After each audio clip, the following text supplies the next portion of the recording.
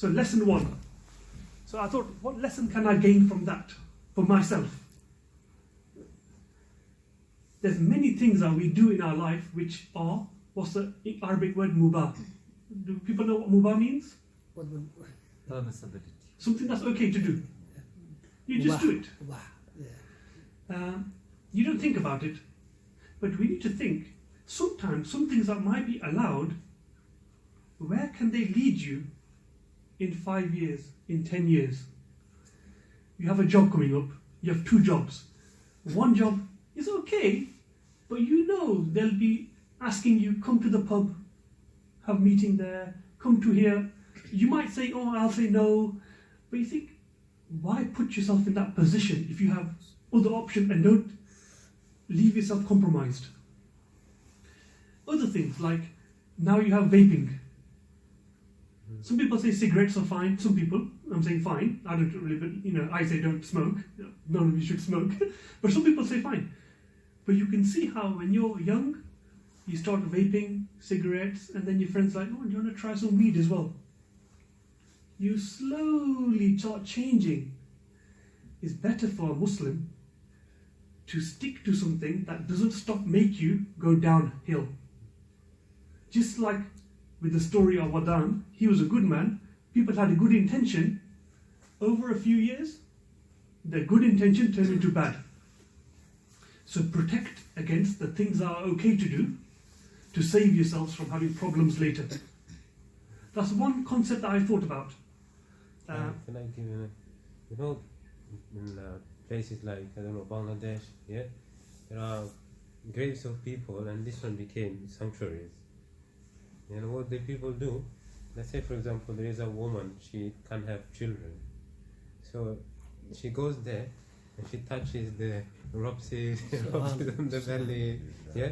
So this was a pious man that died, like Wadan, and now people, they are worshipping this person. They want to reach Allah through this person. Allah subhanahu wa ta'ala sent already in the time of Rasulullah a messenger that was there to tell people that you want to worship Allah, you don't need idols. So now, I thought of another example. In our communities, there's a lot of pressure on Muslims. Even if you little children don't feel it, there is a pressure on Muslims. It is good if you can stand up to it.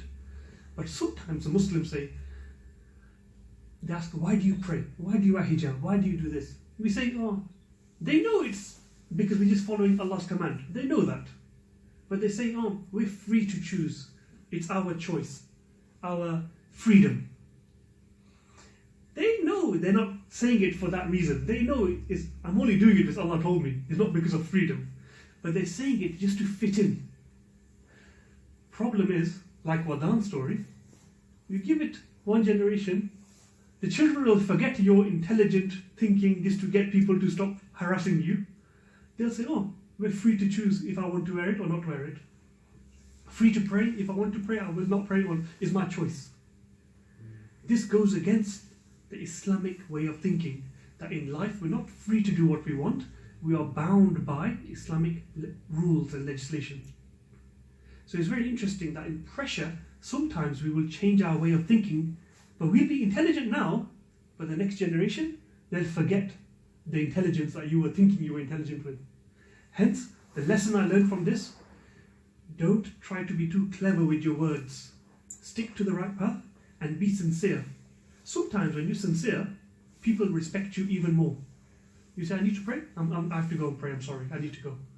You say, oh, why this? Because I'm worshipping God. People start respecting you more sometimes when you actually just stick to the haqq and not forget the people. Allah will be happy with you. So that's another lesson I saw just from that first bit of the Nuh alayhi salam story. Lesson 2. Yeah. Lesson 2 now, going on to. We can revisit them at the end, because I've got 5 lessons. MashaAllah. I always tell Sharky 3 points, but this is 5 5 points.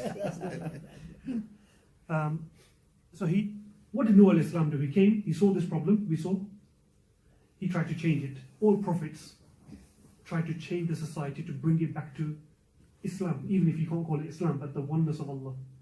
The Sahaba did the same thing, the companions of the Prophet. We have to do the same thing as well.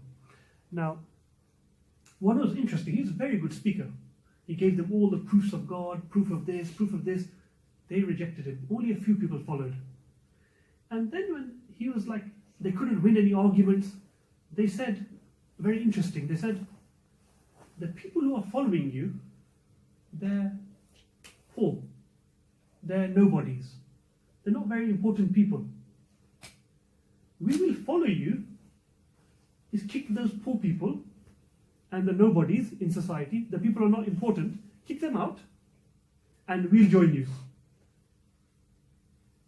Now, I was thinking, that's very interesting. Like, how do you think about that? Obviously, Nuh alayhi salam said, I think it's mentioned in the Quranic ayah, in the translation, I'm not going to drive away those who have believed. Surely they are going to meet their Lord, but I see that you are people that are ignorant. O my people, who will help me against Allah if I drive them away? So if he pushes them away, who's going to help him against Allah? So obviously that was never going to happen. But it made me learn two lessons. One, who are the successful people? They were belittling the poor people, that you're nobodies in society. But who were more successful? The poor people or those other people who were attacking Nuh alayhi salam? So we need to measure in our mind, how do we measure what's successful and what is not successful? That's a very important thing. Because here we're told, earn as much money as you can. The more money you have, the more important you are, the more successful you are. That's the logic. The more money you have, the more successful you are. These people are saying, kick out the poor people, as though they are not important. But actually, they followed Nuh alayhi salam, and they are the successful ones. So this is not about money or not money, it's about how you solve your problems. If you stick to the Islamic values, you will be the successful one, regardless of wealth or status or how big your family is. Another lesson from there was, a lot of times you hear people saying, if something benefits the Muslims, let's just do it, we'll get some benefit. Nuh alayhi salam was told, we'll all follow you, kick out the poor people. We're only talking 10, 20, 30 people, because that's all the people he had. Kick out 10 people, we'll all follow you. In our community, sometimes we're told, we should do this, we'll get a bit of benefit. Even though it's wrong, we'll get some benefit from it. So Nuh alayhi salam could have said, oh, all these people will join me, kick out a few, the benefit is there, I'll culture them, and they'll change, and we'll all, oh, in the future, look how will be so much benefit for the ummah. But no, something is wrong, you don't think with your mind, oh, it's beneficial. Allah will tell you what's beneficial and not beneficial. In this society now, let's think of some examples where this same thinking is applied today. Sometimes Muslims are told, Boris Johnson, he is now the Prime Minister. Or Trump, he's the boss. Let's join their party. We'll join their party. We know it's wrong, because only Allah makes rules, so they accept it's wrong. But they say, let's join these parties and we'll get some benefit. Nuh alayhi salam said, no, how am I going to answer to Allah if I do this? So what should be our response when we get told, let's do something to benefit the Muslims in against Islamic thinking? So we need to be very careful. Don't compromise on Islam for benefits that you think you'll get. Because the truth is, if Allah says they're not going to give you any benefit, you probably won't get any, definitely will not get any benefit anyway, even if you think you're being clever. So that's another lesson I learned from that point. Now let's look at lesson 3. What I think anyway of... Inshallah, very good. You're moving. No, that's 5 lessons. Yes. 5 lessons. Yes, because we got time moving. We will revise them at the end. Inshallah. How long did Nuh alayhi salam do dawah for? I'll read the ayah, but you lot can tell me. 950. So in the ayah of Quran, indeed we sent Nuh alayhi salam to his people, and he stayed among them 1,000 years less 50 years. 1,000 take away 50. That's a maths question. 950 years. Yeah, this is the way Arabic language normally says. So the question is, in 950 years, how many people followed him? 80. Some say 10, some say 60, some say 80. 80. Make it even less than just 80 or less. إلا قليلة. وهذا قليلة 80. خلاص. Now, sometimes we don't imagine what that actually means. He's been there for 950 years. 60 people for that's less than one a year. Or even, isn't it? I mean, 1 for 100. no, 100 years. 100 years. One for 10 years. Yeah. So I'm saying it's less. Very less. And this is by design of Allah, because Allah is the one who guides. But this is a lesson for us. That you will not get victory. We do not decide when you get victory, when you will be successful. But your objective is always do the right thing and work hard for it. So you are not to blame for not getting the success.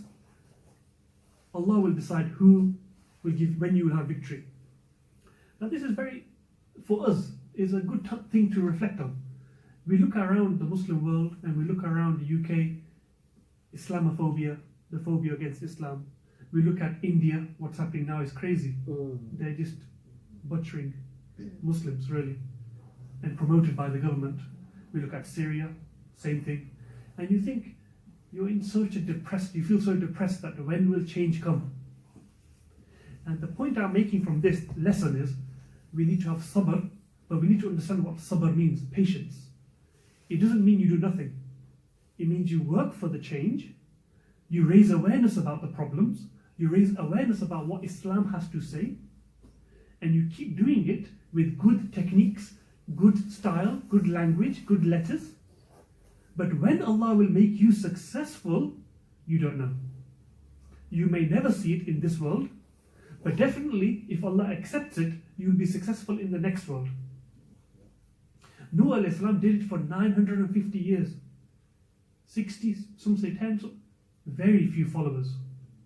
And no change in society.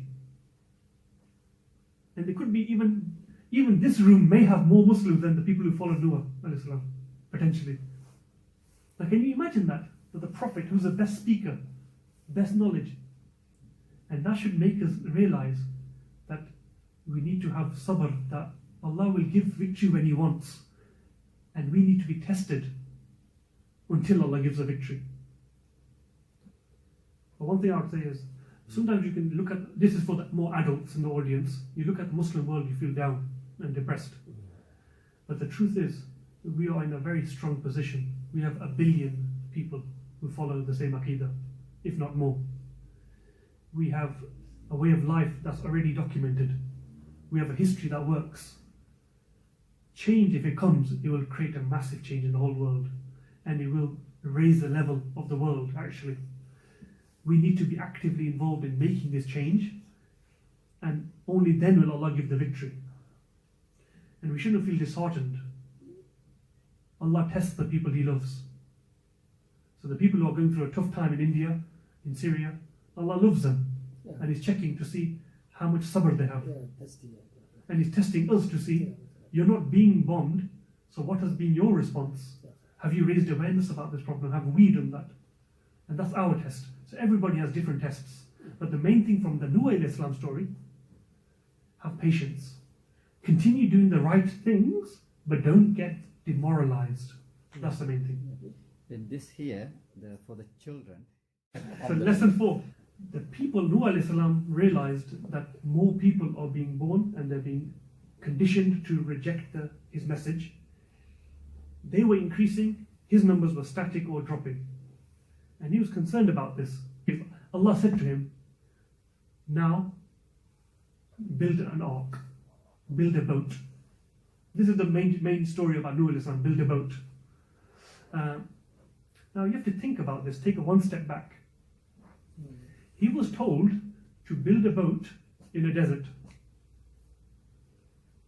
And he started doing it. People started laughing. They said, oh, you're giving up being prophet, you want to be carpenter now. And they go, why are you building it in the desert? Go to the shore. How are you going to take it from there to there? Imagine in a desert, you go to Dubai desert and you start building a boat. People walking past thinking, what an idiot, what are you doing? This is another lesson that I saw from this. One lesson, when you follow the commands of Allah, some people will try to laugh at you and mock you. But you will still be correct because you're following Allah. But they will laugh at you. At that point, you need to first talk to them with hikmah, with wisdom, with intellect. But don't feel demoralized if people laugh at you. Just like they laughed at Nuh alayhi salam. He built a boat in the desert. They're like, what are you doing that for? Just like now, if you say, oh, I need to pray. People say, oh, you think, oh, my work colleagues might laugh at me if I'm praying. Or my, if you wear hijab, people say, oh, they might start looking at me differently. Or, you know, these things are affecting us. Or people laugh at Islam. They said, oh, you believe in 4 wives, you believe in, you wear jubbas, they laugh at Islam as a way of life. In UK, that's what they do. They make jokes about it in the media. Don't let that dishearten you, because our job is just to follow what Allah told us, because Allah knows best. When Allah told Nuh alayhi salam to build the boat, He knew best. Allah knew best. They knew what was coming. So the people who laughed didn't have a clue. They were actually backward people. But they thought they were clever. Just like now we have people who laugh. Oh, how do you believe in a God? You know, things can come out of nowhere. Scientists try to be really clever with words, but they are very backward people. How can there not be a God? People, you know, these are the things that we need to study, be confident in. So when people laugh, we can at least explain things to them. But when they laugh, we don't feel depressed or don't feel shy. You keep head up, and you actually say, I'm proud to be Muslim. So I think one thing, you're talking about university, in these examples about being shy, if you stick up for your deen, your way of life, your identity, Allah will find ways to help you as well. And that is many examples of that. My friend who was in university, he had to pray in the middle of a lecture. So he wanted to be, polite. So he went to the lecturer at the start. He said, I will have to leave halfway through just to pray and I'll come back. Because we have to do things with wisdom. You can't be arrogant and aggressive, oh, I'm leaving now, I need to pray. Use wisdom. So he told him, he goes, fine. Then in the middle he got up, about to leave, and the lecturer said, oh, you two, other Muslims, why are you two not praying? I'm just saying, this is a story he told me. It's quite a funny story. But I'm saying, sometimes when you do the right thing, Allah will help you. And you feel quite, emotional when you see and you get help from Allah. These are the things that, you get a reward from Allah, and Allah may help you in this life as well. So this is wisdom in these things as well. And I'll make one point from this. I'll make one point from this. One thing I didn't realize, I read recently about Nuh alayhi salam and the boat. I thought he just built the boat, but that wasn't the case. Allah told him, go and cut the tree, the branches, or the trunk, whatever. And that was like the perfect shape for one part of the boat. Then he went to cut another one, and it fitted nicely, like a jigsaw, or a Lego, a jigsaw. So Allah told him, go and get the wood, came back, join. It joins just perfectly. Go, come back, it's joined perfectly. Firstly, that's a miracle. So alhamdulillah, you hear it, oh subhanAllah, it's really nice. But the interesting thing is, Allah could have just given him a boat ready-made. But He made him go, cut, nice shape, attach. He could have just made the boat for him. He could have gone and the tree is already in the shape of a boat. But He made him cut each one. What lesson did I learn from there for myself? That even when Allah is going to help you, He still wants you to put the effort in. He still wants you to put the effort in. So Allah will help you, but you still need to put the effort in. We have a lot of pressures affecting the Muslims in this world now. Allah is a test, but we have to be confident, learn our deen, speak to people about Islam, do dawah, aim to change the societies in the Muslim world, but we need to put the effort in for that. Allah can change it, but this is our test. Allah can build the boat, but He wants us to do it. Then Allah will help. So that's a nice lesson I learned from that point.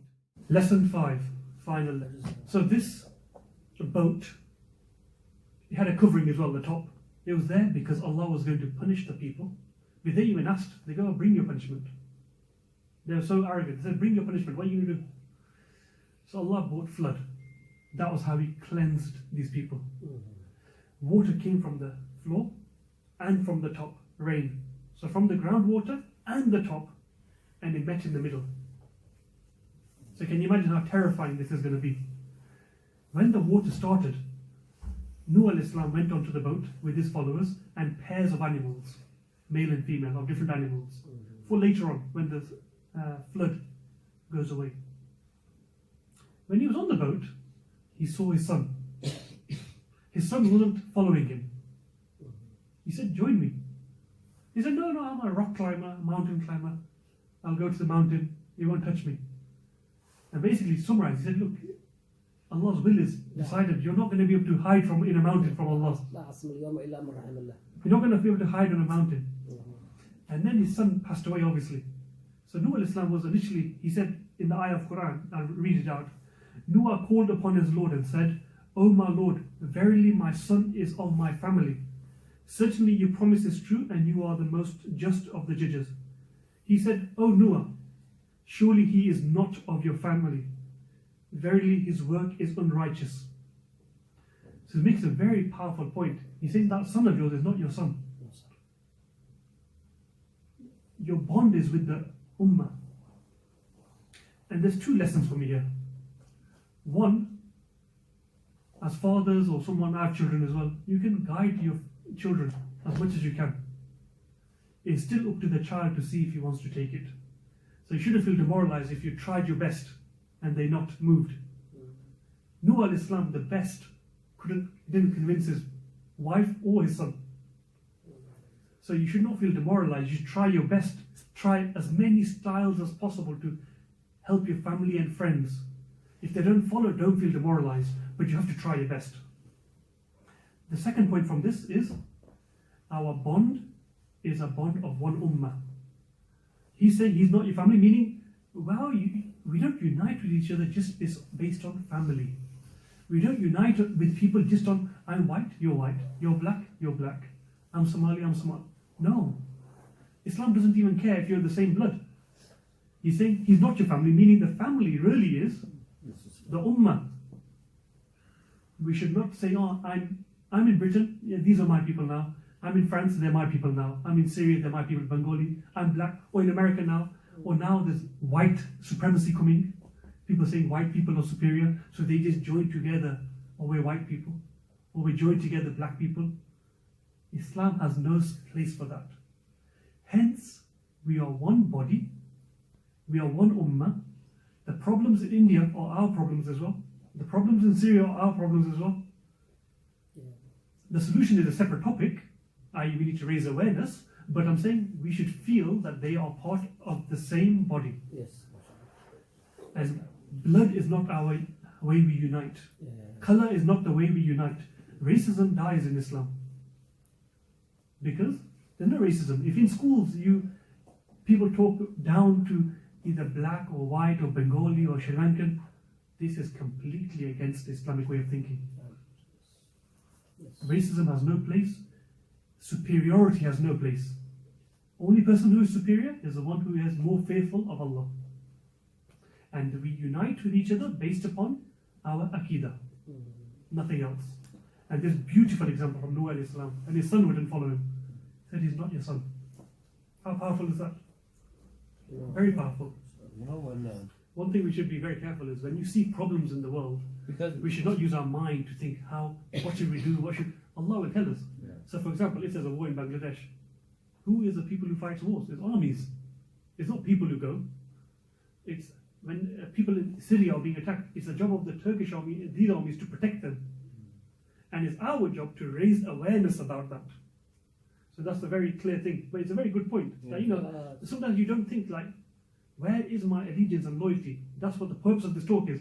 Allegiance, loyalty, who do you belong? It's linked to your Aqidah.